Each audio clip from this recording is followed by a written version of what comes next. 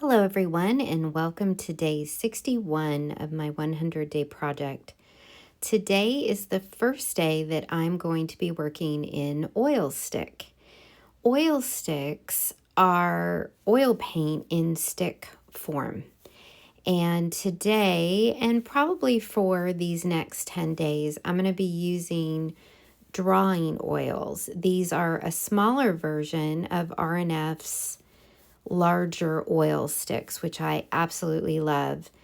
And I haven't used these before, so I'm super excited to really try them out. That was one of the reasons why I had them slotted for this project, is I really wanted to spend some time checking them out and seeing what they're like. They have a little bit more, I believe it's wax in them than the oil sticks do. So they're a little bit harder. And the oil sticks are like mushy, lipsticky, creamy texture. They're just amazing. And these are slightly harder. They feel like a very soft oil pastel.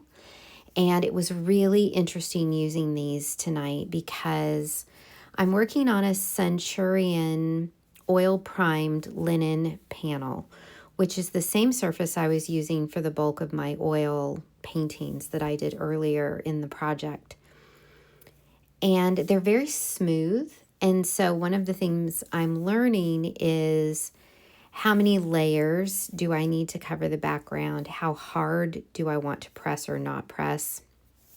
As I got towards the end, I was noticing that I had filled up, there was a lot of paint on the surface. And so to get those sort of highlights, which I wanted to do at the end, I felt like I had to press a little bit harder, and then that pushed the pigment around and it kind of brought me back to the surface. So I wasn't getting quite as dark of a mark as I was looking for.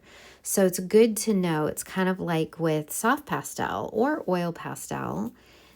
You can layer, but not really layer infinitely. So it's good to kind of think a little bit more about what it is that you're trying to do. A lot of times I'll be working and I'll just be like, oh, add this, add this, add this, add this.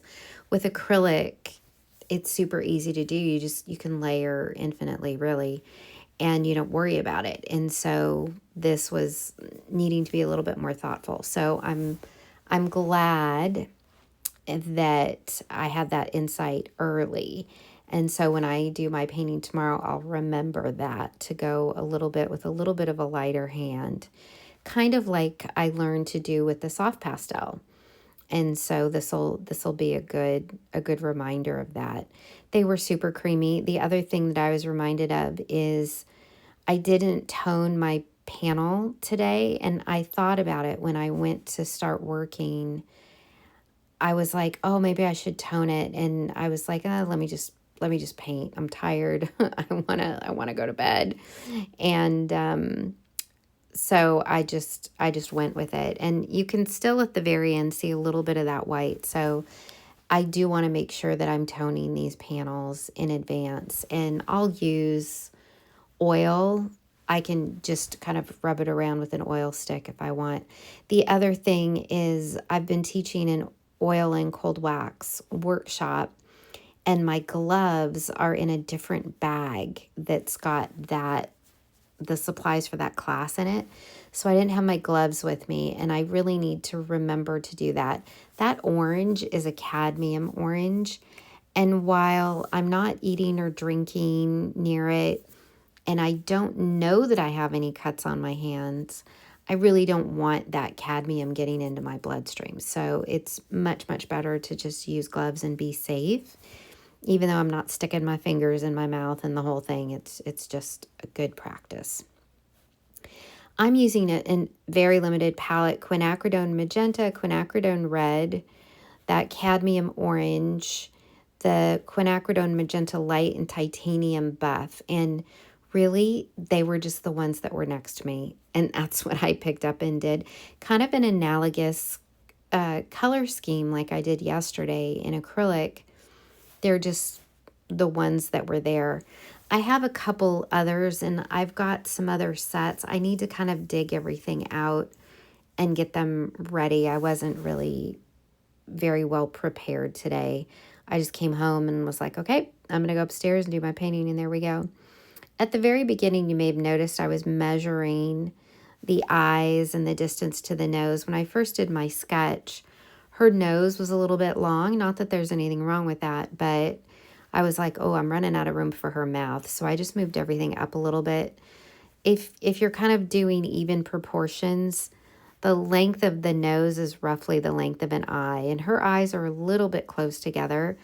You know, you could do 3 eyes across, one eye width between the first eye and the second eye, and one eye down is the bottom of the nose. The width of the mouth is typically the width of an eye as well. So just general rules of thumb there, and that's what I was measuring at the very beginning. I had no idea what I was going to do with her hair. I do like kind of pressing heavy into it and making marks with the paint because it creates texture. Like, it pushes the pigment aside and it creates texture because they're kind of hard. They're not super, super soft like some of the oil pastels. The Sennelier in particular are very, very soft. So it's interesting. I really do like creating some of those textures. It kind of makes for a fun, interesting mark making. And at this point in the painting, I'm really just adding those extra little pops of highlight where I can get them. I didn't have a titanium white next to me, so they're not super, super, super bright white, which is fine. Oil paint kind of, it doesn't change when it dries and when it cures. Your darks might get a little cloudy. There's something called oiling out, where you can add a little bit of oil and get those colors even. But other than that, and I haven't had that issue with oil sticks before, but other than that, oil paint, what you see is what you get, which is really wonderful about it. So I know that those highlights are going to stay those highlight colors. They're not going to get darker like they would with acrylic. And there she is. So you can still see a little bit of that background. I just left it. I was getting pretty thick and heavy with the paint, so I wasn't worried about it. I think my favorite part is her nose. I really do like her nose. I like her mouth as well. And then for her cheeks, I just gave her a little bit of heart shape, just because, you know, I kind of feel like giving a little bit of love today. And look at that texture. Isn't that gorgeous? I really, really love that. Oil paint is just so fun. And that left eye is a little wonky, but it's all good. But you can see where I kind of pressed down and it created those ridges. So I'm really looking forward to exploring these over the next few days, kind of getting my rhythm with them, and see what I create. Thanks for joining me. I hope you're doing well. Take care of you, and I'll see you in the next one. Bye.